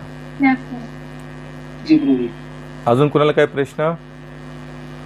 हरे कृष्ण प्रभूजी. हा माताजी बोला. हरे कृष्ण प्रभूजी, मला एक प्रश्न विचारायचा आहे. हा कधी कधी म्हणजे आपण जप करताना किंवा पाठ उठतो ना, खूप म्हणजे असा का जप करायला लागल्यानंतर आपल्या डोळ्यातून अश्रू वगैरे येतात. असं वाटतं त्यावेळेस म्हणजे ते खूप आनंद त्यावेळेस वाटतो. पण हे असं कायमच राहत नाही, म्हणजे खूप कधीतरी असं येतं ते पण क्षणासाठी. मग याच्यामध्ये एक तर आपलं खानपान किंवा संबंध राहतो. प्रेमी संबंध राहतो म्हटलं तर सासूचं कुणीचं हेच जरा राहतो, मग ते पण बोलणं घडलं जातं, तर हे पण त्याला काही कारण असू शकता का? पहिली गोष्ट ते हे चांगलंच आहे की भगवंताच्या स्मरणामध्ये अगर चुकूनही अगर अश्रू निघत असतील तर समजा की आपलं कुठंतरी म्हणजे भगवंताची कुठेतरी प्राप्ती आपल्याला आहे. परंतु भक्तिपद एका जागेला सांगतात हे जे येणं जाणारे भाव असतात ना, कधी रडणे हसणे, ते ह्याच्यामध्ये आपण कधी अडकून राहायचं नाही. म्हणून आपली दैनंदिनी कसं ठेवायचं आणि फिक्स ठेवायची माताजी की डोळ्यातून अश्रू आले चांगलीच गोष्ट आहे आणि नाही आले तरीच चालेल, पण मी माझं भजन सोडणार नाही. काही गोष्टी आता हे बघा, हा तुमच्या मनामध्ये जो प्रश्न निर्माण झाला, आता तुम्ही इथं काय थोडं थांबून गेलात, म्हणजे थांबून म्हणजे कशा प्रकारे थांबलात की माझ्या डोळ्यातून अश्रू का येतात, कशा प्रकारे येतात. भक्तिपाद एवढे दृढ होते माताजी, ते सांगतात की हे भाव आले किंवा नाही आले ह्याने काय भरपूर मोठी आपली उन्नती होते किंवा आपण काय भगवंताला प्राप्त करतो असं नाही. कारण की इथे भाग भगवंताला स्पर्श करणे इतपत गेलेले जे काही जीवात्मा होते त्यांच्या हातून पण काय झालेले आहेत, चुका झाल्या आहेत. म्हणून हे जे अश्रू येतात अश्रू जातात, आले तरी ठीक आहेत नाही आले तरी ठीक आहे, त्याच्यावर जास्त विचार करायची गरज नाही. मी माझी दैनंदिनी जे आहे सकाळ उठण्यापासून झोपेपर्यंत जे काही मी आध्यात्मिक नियमाचं जे पालन करते ते पालन मी काटेकोर रीतीने कशा प्रकारे करू शकते ह्याच्यावर जास्त जोर देतात. आणि आपले जे गौडीय संप्रदाय आहे, आपले जे आचार्यगण आहे किंवा हा जो भक्ती मार्ग आहे हा भावुक नाही आहे. हा पहिले लक्षात घ्या, काय नाही हा भावुक नाही. ते दृढ विश्वास असला पाहिजे. कसा असला पाहिजे? दृढ विश्वास असला पाहिजे. म्हणजे अश्रू आले तर पुन्हा सांगतो अश्रू आले चांगलीच गोष्ट आहे, परंतु हे अश्रू कायम यायलाच पाहिजेत हे गरजेचं नाही. आले तर ठीकच आहे, नाही आले तरी ठीकच आहे, परंतु मला हे सांगितलेलं आहे, आचार्य असे सांगतात, शास्त्र असे जगलं पाहिजे. आणि ते जगता जगता जगतात मग ते स्टेज येते, मग तिथे अश्रू आले किंवा नाही आले काही फरक पडत नाही. मी माझं प्रत्येक क्षण जीवनातला किंवा दिवसातला कशा प्रकारे भगवत स्मरणामध्ये घालवू शकतो ह्याच्या आपला काय पाहिजे, विशेष जोर असला पाहिजे.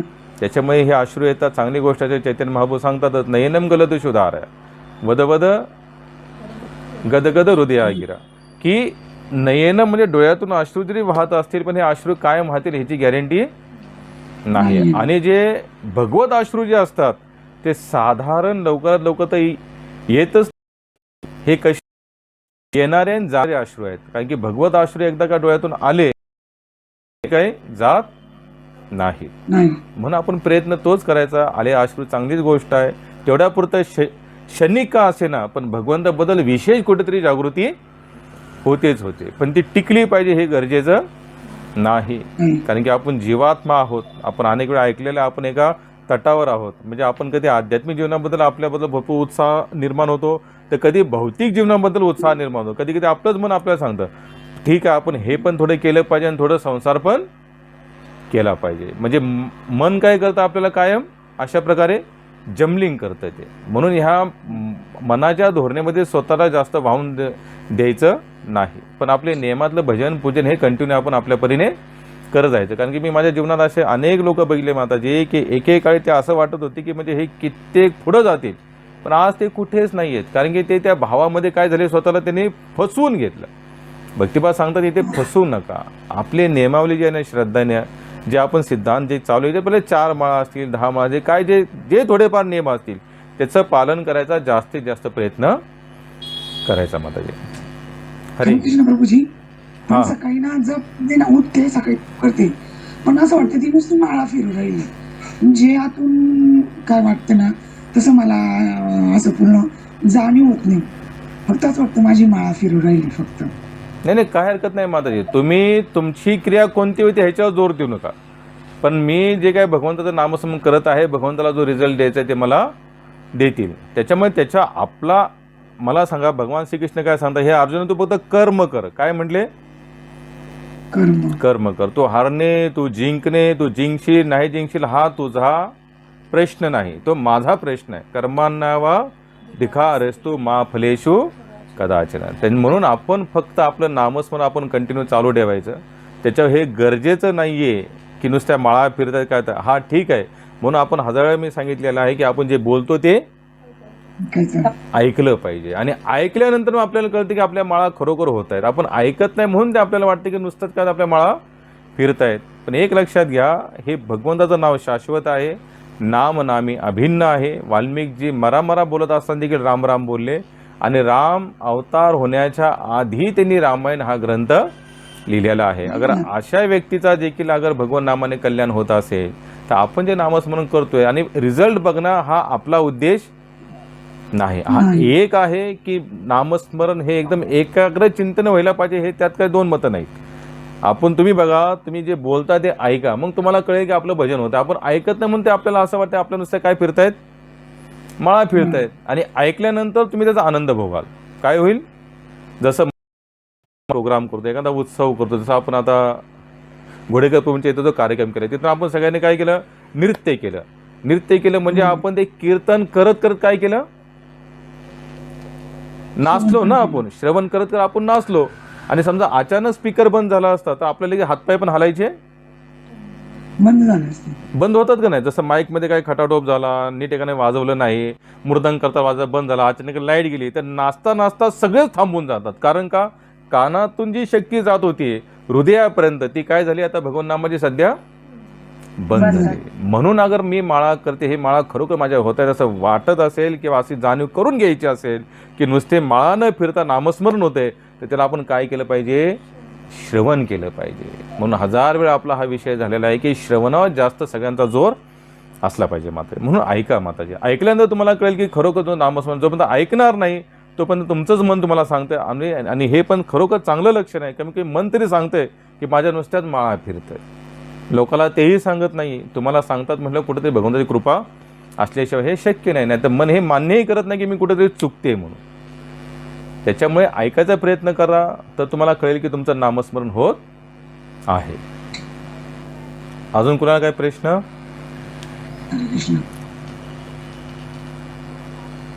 हरी बोल. हरे कृष्ण प्रभूजी. हा माताजी बोला. हरे कृष्ण. मला जपाबद्दलच बोलायचं आहे प्रभूजी. आपण जी माळ करतो, एक माळ करण्याचा काही म्हणजे टायमिंग आहे का, की एवढ्या वेळात एक माळ पूर्ण झाली पाहिजे? म्हणजे माझ्याकडनं फास्ट होतंय की मी फास्ट पाठ बोलते किंवा हळूहळू बोलते, असं पण काही असतं का? हो, तसं असं. जसं भक्तिपादजी सांगतात की एका माळेला आपल्याला 10 मिनिटं जायला पाहिजेत माताजी. किती जायला पाहिजे? अगर 10 मिनिटं गेली तर समजायचं की आपली ती माळ व्यवस्थित होते. आणि 10 मिनिटं समजायचं की आपले 2-2, 3-3 मनी हे चाललेले आहे, नामस्मरण आहे ते व्यर्थ जाणार नाही, त्यात काय डाऊट पण नाही आहे. परंतु जसं मी पुन्हा सांगतो की आचार्य परंपरा काय सांगते की अशा प्रकारे नामस्मरण हे शुद्ध प्रकारे व्हायला पाहिजे. जसं मी काल एक प्रभुपादांचं लेक्चर ऐकत असतो की सांगता की एक नामाभास पण असतो, एक अशुद्ध नाम पण असतं. अशुद्ध नामातून काय प्राप्त होतं? संसाराची भोगप्राप्ती प्राप्त होते. काय प्राप्त होते? भोगप्राप्ती. अशुद्ध नाम म्हणजे कसं की नामही चालू आहे आणि इतर क्रिया पण चालू आहे, आपलं म्हणजे चाललंय, बस चालण्यासाठी चाललंय, आपल्या 16 माळा व्हायला पाहिजे, ह्याच्या आपला जोर आहे. मग अशा वेळेला कोणाची, कारण की नाम आहे ना, भगवंताचं नाव आहे म्हटलं शाश्वत आहे, ते वाया जाणार नाही. परंतु त्याच्यातून प्रेमरस प्राप्त होणार नाही.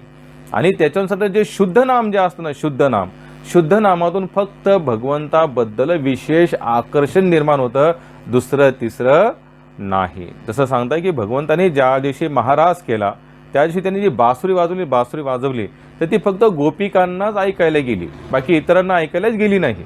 ज्या गोपिका घरातून बाहेर चालल्या होत्या तेव्हा घरातली लोक विचारतात, मी कुठे चाललात? तर ते म्हणतात की आम्हाला बासुरीचा आवाज येतो. त्यावेळेस घरातली लोक म्हणतात आम्हाला काय येत नाही. म्हणजे परंतु गोपिकांना तो आवाज का ऐकायला होता? कारण की गोपिकांचं नामस्मरण कसं होतं, ते एकदम शुद्ध प्रकारे होत होतं. म्हणून आपल्याला कमीत कमी 10 मिनिटं जात असतील तर समजायचं आपलं नाव हे चांगल्या प्रकारे होत आहे. कारण की 10 मिनिटाचं नामस्मरण आपण ऐकतोच. कारण की ते कसं होतं, हरे कृष्णा कृष्णा कृष्णा हरे हरे, हरे राम राम राम हरे हरे, असा स्पष्ट उच्चार व्हायला पाहिजे. अगर स्पष्ट उच्चार झाला आणि स्पष्ट उच्चार करतानाच आपण ते ऐकतो माताजी. कारण की ऐकल्याशिवाय स्पष्ट उच्चार होणारच नाही. आणि ऐकलं नाही तर काय होतं, हरे कृष्ण कृष्ण कृष्ण हरे राम राम राम हरे हरे, हरे कृष्ण कृष्ण कृष्ण हरे राम राम राम हरे हरे. आता मला सांगा, मी आधी जो मंत्र बोलला तो तुम्हाला ऐकाय योग्य वाटला का आता जो फास्ट बोलला तो योग्य वाटला? आधीचा. म्हणून नामस्मरण कसं केलं पाहिजे, ऐकलं पाहिजे माताजी. जेवढं आपण ऐकू ना तर त्याच्याबद्दल अजून रस निर्माण होईल. काय निर्माण होईल? रस निर्माण होईल. आणि तो रस निर्माण झाल्यानंतर ती माळ जरी साईडला गेली ना तरी देखील आपल्याला कधी कधी नामाचा भास होतो माताजी. कारण की आपण चांगल्या प्रकारे नामस्मरण केलेलं आहे. तुम्ही असं कधीतरी करून बघा की एकदम शांततेने नामस्मरण करा. तसं नामाला कोणता वेळ काळ बंधन नाही, पण त्याच्यातून चांगल्या प्रकारे केलं तर त्याचा अनुभव पण आपल्याला एकदम चांगल्या प्रकारे येऊ शकतो माताजी. म्हणून कमीत कमी 10 मिनिटे एका माळाला जायला पाहिजेत. तेव्हा समजणे की आपलं नामस्मरण एकदम चांगल्या प्रकारे चाललेलं आहे. ठीक आहे, कोणाला 9 लागू शकतं, 8 लागू शकतात, पण तो भक्तिपाठ जे सांगता 10 मिनटं, मला स्वतःला 10 किंवा 11 मिनटं जातात एक माळ करण्यासाठी माताजी. अजून कोणाला काय प्रश्न?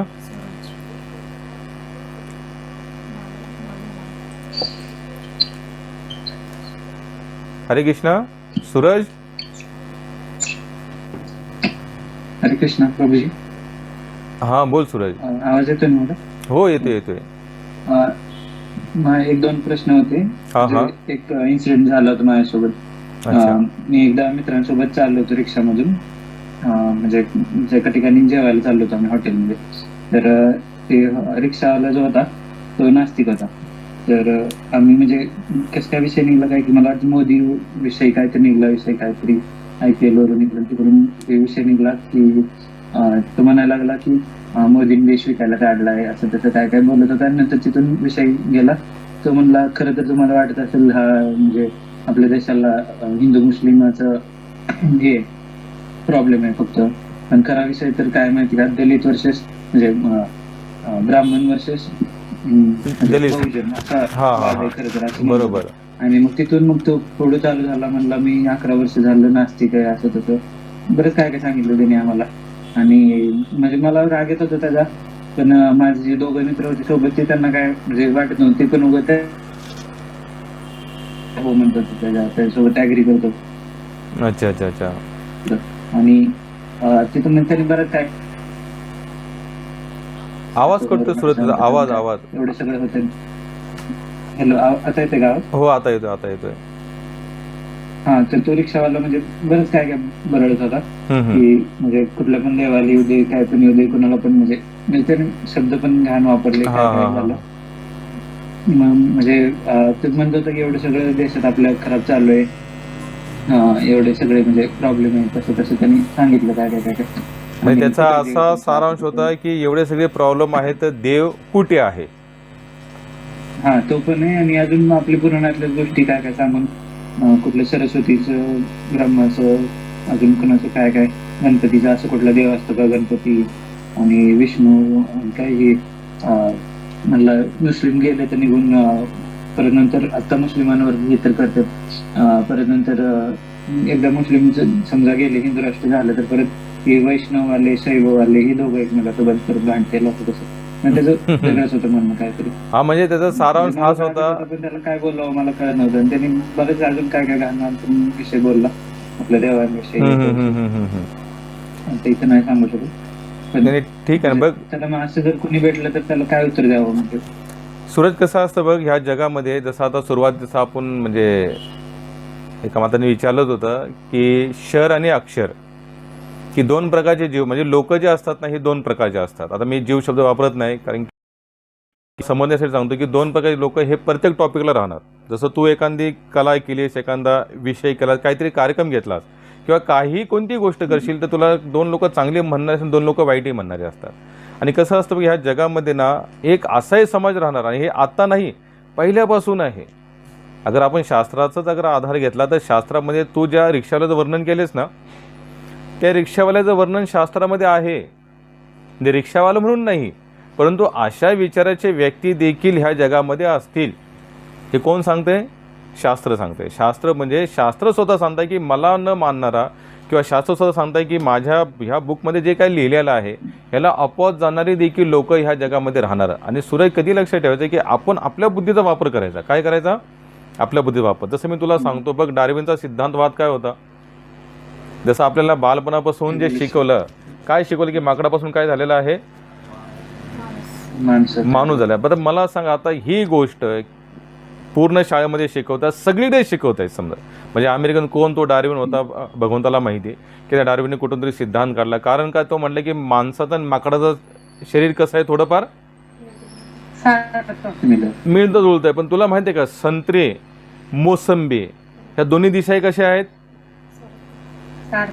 सारख्याच आहेत. पण तू त्याला प्रभुपाद म्हणायचे ह्या दोन्ही फळांना अगं तुम्ही 10, 15, 20 दिवस किंवा कित्येक वर्ष जरी सोबत ठेवल्या तरी संत्री ही संत्री राहणार, मोसंबी ही मोसंबीत राहण हे दोन्ही बदलणार नाही. जसं तू आता आंब्याचा सीझन चालू आहे, आंब्याच्या दुकानावर जा, किती प्रकारचे आंबे असतात. तोतापुरी आहे, हापूस आहे, अनेक नावात लंगडा बिंगडा जे काय असेल ते.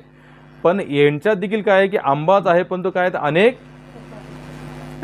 प्रकार आहेत, अनेक जाती आहेत त्यांच्यामध्ये. त्याच बघा सांगता की माणसाच्या ह्याच्यात देखील अनेक जाती. आणि राहिला तो रिक्षावाल्याचा प्रश्न, तो नुसता काय होता, तुला बरळत होता. त्याला तू एवढं जरी विचारलं असताना, बाबा तू हे जे काय बोलतोयस ना, ह्याच्या मागे काय सिद्धांत आहे, काय पुरावा आहे, त्याला आपण दाखवू शकतो ना की त्याचं म्हणणं होतं की मी सगळं महाभारत, रामायण, भगवद्गीता हे सगळं वाचलंय. चुकीचं आहे. नाही चुकीचं आहे. कारण की त्याने अगर वाचला असतं तर तो असा बोललाच नसता. त्यानं वाचलं नाही म्हणून तो बोलला. काय काय लोक कसे असतात बघ, सूरज, फक्त तू तिथं शांत बसलाच म्हणून, तू तिथं अगर समजा तुझा थोडा अभ्यास असता, तू थोडं गीता वाचली असती, तू थोड्याशा प्रभुपादांचे बुक्स वाचले असतील ना, तो त्या रिक्षावाला तू 10 मिनिटं गप केलं असतं. मला सांग, आज हे जे आहे करू शकत होतो तिथं, पण आता जेवढं आहे माझं सध्या तेवढ्यावर पण करू शकत होतो. पण तिथं म्हणजे माझे मित्र सोबतचे त्याला ऍग्री करायला लागले मला, म्हणजे ते 3 जण मी एकटा असं पण झालं. आणि म्हणजे एकटा असं समोरासमोर असलं तर केलं पण असतं काहीतरी. नाही, मी तुला एक सांगतो बघ सूरज, कसं असतं, आपण अगर आपल्या मतावर ठाम राहतो ना, ठाम. मी तुला आता म्हणजे माझं उदाहरण देतो. मी एकदा लातूरनं चाललो होतो मुंबईला येण्यासाठी. लातूरने गाडी निघते संध्याकाळी 10 वाजता. संध्याकाळी म्हणजे रात्री 11 ते सकाळी 4 वाजेपर्यंत आमचं पार्किंग चालू होतं. म्हणजे पुण्याला काहीतरी मुलं येत होते, कॉलेजची मुलं होते, प्रोफेसर होते, फुल नास्तिक होते, पूर्ण नास्तिक. मी माझा जप करत होतो आणि जप चालू असताना तो पूर्ण म्हणजे तो डब्बा पूर्ण झोपला नव्हता रात्रभर. आणि शेवटी काय झालं की ते डब्यातली जी लोक जे होते ना, जे पहिल्यांदा फक्त बार्गेनिंग ऐकत होते, की भगवंताने अशी काहीतरी माझ्यावर दया केली की ते पूर्ण डब्यातली लोक नंतर माझ्या साईडनं आणि ते प्रोफेसर हे वेगळे पडले, एकटे पडले.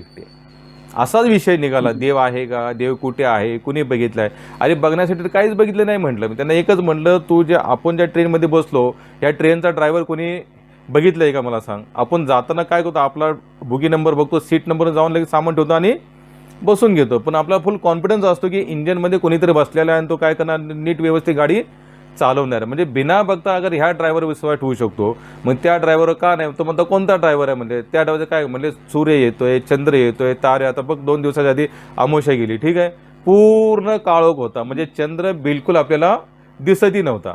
दिसला का मला सांग? नाही. मग आता ही कोणीतरी सिस्टम बनवून ठेवली असेल ना. अमावस्याला सूर्य म्हणजे चंद्र दिसणार नाही, पौर्णिमेला तो पूर्ण गोलाकार दिसणार. त्याच्या कला रोजच्या रोज बदलत जातात. तो थोडा हळूहळू काय होतं, कमी होत जातो. हालाकी चंद्र कमी होत नाही, पण त्याच्या काय त्या पूर्ण कला आहेत, त्या कला रोजच्या रोज बदल. ह्याच्या मागे कोणीतरी करता धरता असेलच ना. लाखो तारे आहेत, म्हणजे 75% पाणी आहे ह्या भूतलावर, पण तो अजून समुद्राने मर्यादा सोडलेली नाही. आता तू अगर न्यूज ऐकत असेल, 4-5 दिवसात न्यूज काय होते, आता एक म्हणजे अल निनो नावाचा ह्या वर्षी हे आलेला आहे, प्रकार आलेला आहे. अल निनो आल्यामुळे काय झालं की डायरेक्ट 50%च्या आतमध्ये पाऊस गेला. पाऊस किती गेला? 50%. म्हणजे आतापर्यंत पाऊस पडला पाहिजे होता 50% तरी कमीत कमी, पण पडणार नाही. कारण की फक्त सायन्सने एवढं सांगितलं अल निनो आलं. बरं, अल निनो आलेला आहे, ह्याच्या पाऊस पडण्यासाठी आपल्याकडे काय पर्याय आहे का? नाही, कोणाकडेच काही पर्याय नाही. अल निनो आला, बोंबलणारे बोंबलतायत, सांगणारे सांगतायत, आपण मान्य करतोय, पावसाची सगळी वाट बघताय, पाऊस पड. म्हणजे ह्या अर्थी रिक्षावाला एवढं बोललं, ह्याच्यापेक्षा भगवंत काय सांगतात की पूर्ण प्रकृती ही माझ्या अंडरमध्ये कार्य करते. आपण ते मान्य केलं पाहिजे. आपण कधीही द्वंद्वामध्ये जाणे नाही आणि स्वतःला कधी कमजोर समजायचं नाही. ज्याच्याबरोबर भगवंत असतात तो कधी कमजोर राहत नाही. 3 नाही ते 30 लोक जरी अपवाद गेले असतील, तू विश्वासानं लागून राहिला असतास ना, नाही हे असंच आहे, तर त्यावेळेला तुला यश प्राप्ती तुझ्यापासून लांब नव्हती. यश प्राप्ती म्हणजे कसं की भगवंताने तुझी वाहवाही तिथे केलीच असते. कारण की तू जेव्हा भगवंता विश्वास टाकतोस तर भगवंताला तुला ते सगळे ज्ञान प्रदान करावंच लागतं. नाही तर आपण जे प्रभुपादांचे काही बुक्स आहेत, अनेक पुस्तकं अशी आहेत, त्या पुस्तकामधून अनेक गोष्टी आपण अशा त्या लोकांना पटवून सांगू शकतो. आणि आपण बोलतो ते लोकांना पटलंच पाहिजे हे गरजेचं नाही. पटेल त्यालाच पटणार, त्याला नाही पटेल त्याला तू किती सांग, जीव तोडून सांग, डोकं फोडून सांग, त्याला नाही ते नाहीच पटणार. म्हणून त्याच्या आपण जास्त जोर द्यायचा नाही. भगवंत त्या रिक्षावाल्याच्या शब्दाचं एवढं मनाला लावून घेण्यापेक्षा भगवंताने सांगितलेले शब्द आपण आपल्या मनाला लागले पाहिजे. कृष्ण सांगतात ना हे असं आहे तर आपण ते मान्य केलं पाहिजे. आणि ते आपण जेव्हा मान्य करतो तर एक दिवशी खरोखर मनालाही त्याच्या फिलिंग म्हणजे अनुभव येण्यास काय होते, आपल्याला सुरुवात येते. म्हणून प्रयत्न तसा करायचा. म्हणून सूरज काय पाहिजे, आपलाही थोडा अभ्यास पाहिजे. प्रभुपादन पाहिजे तुझा ॲड्रेस दे, मग तुला काहीतरी बुक. प्रभुपादन एवढे सुंदर सुंदर पुस्तकं लिहिले की त्यांचे जेवढे पण नंतर डिसायपल झाले ते सगळे म्हणजे सायंटिस्ट, डॉक्टर, PhD असे मोठमोठे एज्युकेटेड लोक झाले. मग त्यांनी काय केलं की भगवंताला कशा प्रकारे दर्शवता येईल, मग त्यांनी काही बुक्स लिहिलेले आहेत. तर ते बुक्स आम्ही तुझ्या ॲड्रेसवर पण ते आम्ही तुला पोचवू शकतो. चालेल सर. हरे कृष्ण. अजून काय कुणाला प्रश्न? आणि हा ते वैष्णव आणि शैव त्याचं मला विचारायचं होतं. म्हणजे त्याचं कसं आहे नेमकं, म्हणजे जे शैव पंथामधले आहेत ते म्हणतात म्हणजे शिवाचीच भक्ती केली पाहिजे, महादेवाचीच केली पाहिजे. नाही, मी तुला एक सांगतो राजा, बघ कसं आहे, कॉलेजमध्ये जाणारा प्रत्येक मुलगा हा शिकण्यासाठीच जातो किंवा तो हुशारच असतो हे गरजेचं नाही. सारांश तुला समजलं असेल, वैष्णव म्हणजे विष्णूचे भक्त आहेत, शैव म्हणजे शिवजीचे भक्त आहेत. आणि तेच वैष्णव ते शिवभक्त लढाई करतील ज्यांना शिव म्हणजे ज्या शैव भक्तांना म्हणजे शिवजी कळले नाहीत आणि वैष्णव भक्तांना विष्णू कळले नाहीत. ह्या दोघं लोक काय करतील, भांडणं करतील. आणि ज्या शिवजींना शिवजी समजत आहेत आणि ज्या वैष्णवाला खरोखर विष्णू समजत आहेत, हे दोघं लोक, हे दोन्ही व्यक्ती कधी भांडणं करणार नाहीत. तर पहिले तर आपला हा कायम तू हे निश्चय कर की शिव वैष्णव भांडतात, ह्या ते हे का भांडतात, ते शिव वैष्णवच नाही आहेत. भांडणारा वर्ग हा आध्यात्मिक असूच शकत नाही, हे पहिलं मनाची गाठ बांधून चाल. आपण ड्रेस घातला, मग आपण थोडं काही ग्रंथ वाचले म्हणून काय आपल्याला ज्ञान आलं असं नाही. ज्ञानाची मोठी परिभाषा काय असते की त्याच्यातनं भांडणाने द्वंद्व संपून जातो. काय संपून जातो? द्वंद्व संपून जातो. ज्यांना खरोखर भगवंताची प्राप्ती झालेली आहे ना, ते कधीही वाद करणार नाहीत. त्याच्यामुळे आपण त्यांना साधू समजतो ही चूक आपली आहे. जसं आता मी 4 धामला जातो कायम, तिथे अनेक साधू संत गांजा फुकतात, काय काय करतात, तर ते साधू नाहीत ना. ते साधूचे नाव काय, थोतंड आहे. ते एक प्रकारे आपण रोज न्यूज बघतो, बातम्या ऐकतोय, ते सगळे तेच चाललंय ना. म्हणून आपण त्यांना, म्हणून पहिले तर साधूची परिभाषा ही आपल्याला माहिती पाहिजे. शैव म्हणजे कोण हे आपल्याला माहिती पाहिजे. वैष्णव म्हणजे कोण ही परिभाषा आपल्याला माहिती पाहिजे. वैष्णव म्हणजे जे विष्णू भक्त आहे, विष्णुमय जग वैष्णवांचा धर्म, ते सांगितलेलंच आहे. त्याच्यामुळे आपण त्यांना शैव मानतो, वैष्णव मानतो हे नाही. आणि जे खरे शैव, खरे वैष्णव आहेत हे कधी भांडणार नाहीत. बाकी मी तुला म्हणतो ना की मला सांग, आता तू ज्या कॉलेजमध्ये आहे, जिथे शिकतोयस, तिथं सगळीच मुलं शिक्षणासाठी येतात का रे? नाही. काही टाइमपास करायला पण आले. तसंच ह्या मार्गातील काही टाइमपास लोक पण आहेत. त्याच्यामुळे आपण टाइमपास लोकांवर विचार नाही करायचा. आपण तुकोबराया, ज्ञानेश्वर महाराज, नामदेव महाराज, भगवद्गीता, कृष्ण, राम, प्रॉपर लोकांना धरून चालायचं आपण. मग हे जे आपल्या मनामध्ये काय द्वंद्व आहेत नाही, कधी होणार नाहीत. आता आपला वेळ झालेला आहे, 10:11 आपण 9ला चालू केलेला आहे. आणि अजून एक होतं, म्हणजे ते रामायणामध्ये हे वाल्मिकी रामायणमध्ये की परशुराम सांगतो इमर्जन्सी त्याला आपला आवाज नाही आला. विष्णूच्या आणि महादेवाच्या माताजी ना त्यांची दोघांमध्ये लवकर म्हणजे कोण वर चढायच्यासाठी मला त्यांचं ऐकू दे ना. सूरज एकदा डबल सांग, डबल बाळा. म्हणजे रामायणामध्ये, वाल्मिकी रामायणमध्ये लिहिलेलं आहे की विष्णू आणि महादेव या दोघांमध्ये युद्ध चालू झालं होतं. परशुरामांनी सांगितलं त्याच्यामध्ये, वाल्मिकी रामायणामध्ये लिहिलं. अच्छा. नाही, तुला एक सांगतो बघ, आता ह्याच्यामध्ये अजूनही पण एका जागेला युद्ध झालेलं आहे महाभारतात. पण हे जे असतात ना विष्णू आणि शैव, हे एक लीला म्हणून लढतात. काय होतात? लीला असते यांची. ह्यांना हे कधीही एकामेकाच्या विरुद्ध जाऊन कधीच युद्ध करत नाहीत. आणि हे जे काही युद्ध करतात ते प्रॉपर जे भक्त असतात ना, त्यांना लीला म्हणून स्वीकार करतात. लीला म्हणून काय, जसं एका आईची 2 भावंड, तर आई वडील काय करतात, त्यांना ते खरोखर युद्ध म्हणून स्वीकार करतात का काय म्हणून लीला म्हणून स्वीकार करतात, किंवा दोघांना काय शांतही करतात ना, त्यांच्यासाठी ते युद्ध राहत नाही. तर म्हणून सांगताय की हे जे आहे ना, ग्रंथांमध्ये अगर असं काही वर्णन पण आलं असेल ना, तर ते युद्ध नाही बाळा. ते जसं ह्या संसारामध्ये जसं युद्ध, जसं आज समज अमेरिका आणि इराणचं युद्ध झालं, तर त्या प्रकारे भगवान विष्णू आणि शैवांचं युद्ध नसतं. ते एक लीलेचा काय असतो, एक भाग असतो. आणि एखाद्या भक्ताच्या भक्तीपोटी त्या सगळ्या गोष्टी ते काय करतात, अशा प्रकारे त्या लीलेला ते काय करतात, ते पुढं थारा देतात. म्हणून त्या लीलेच्याच माध्यमातून आपण त्यांना आपण ते बघितलं तर आपण त्या गोष्टीला समजू शकतो. आता तो जो विचारला ना प्रश्न, याच्यासाठी तू जेव्हा समोर असेल त्याचं मला अजून चांगल्या प्रकारे उत्तर देत. सगळे सांगताय की 10:15 वाजलेले आहेत. आपण काय करू, आता राहिलेले जे काय असतील उद्याच्याला घेऊ प्रश्न, चालेल ना? चालेल. चालेल चालेल प्रभूजी, नक्की. हा, कारण की काय झालं की आता 10:15 वाजलेले आहेत. फोन येतोय मला, सांगता ते सगळे की आपला 10चा टाईम आहे, वेळ झालेला आहे. हरे कृष्ण हरे कृष्ण हरे कृष्ण. हरे कृष्ण. हरे कृष्ण. हरे कृष्ण हरे हरे कृष्ण हरे कृष्ण प्रभूजी. हरे कृष्ण सगळे हरे लिव कृष्ण. होते. बरं लावा कॉल. अर्जंट सारखा फोन येणार ना. कुणाचं